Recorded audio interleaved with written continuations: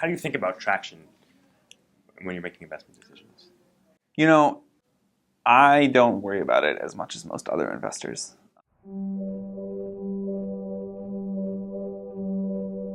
We don't too often get to fund companies with huge amounts of traction. So we usually fund companies very early on.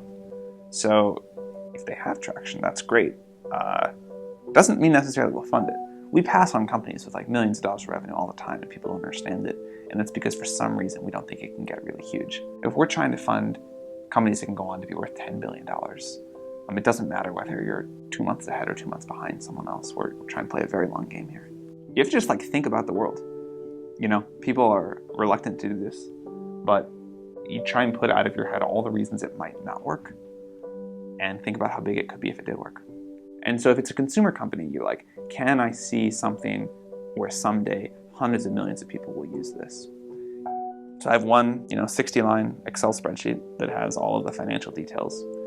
But the more interesting thing is I write on a piece of paper, at the time I make each investment, the good and the bad about each company, my conviction level about the idea and the founders. One thing that I've learned actually is that my conviction level, I always lose my money on low conviction investments and I should just stop doing them. It's the 8s, 9s, and 10s where I've made all my money. There's sort of a lot of people are raising seed funds right now, many of which seem to be performing horrendously. And the one systemic mistake that all of these people make is they put the fund into way too many companies. So they raise like a $10 million fund, and then they write $100,000 checks. These people are trying to buy like friendship and being cool and whatever. They are not, as far as I can tell, trying to 10x their fund, because that is not the way that you do it. When I did a venture fund many years ago, I raised a $20 million fund, and I put, I guess like 28% of it into one company.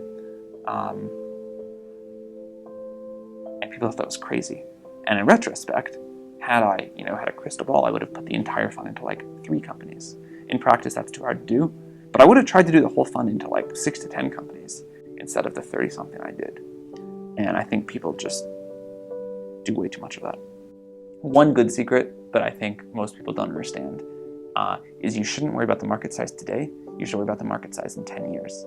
And even most investors I respect are obsessed with the TAM, the total addressable market today, even though they're not going to be able to get a return on their shares for 10 years.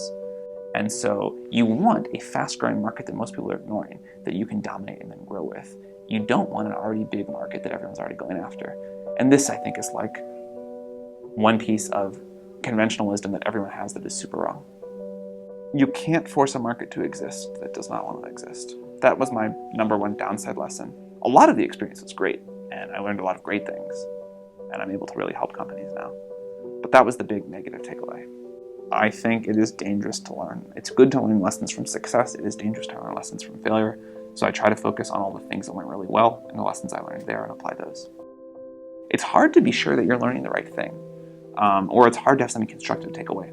So, in this case, like, I learned that being too early was bad, but I didn't learn how not to be too early. Whereas on the positive things, I learned the right thing to do again.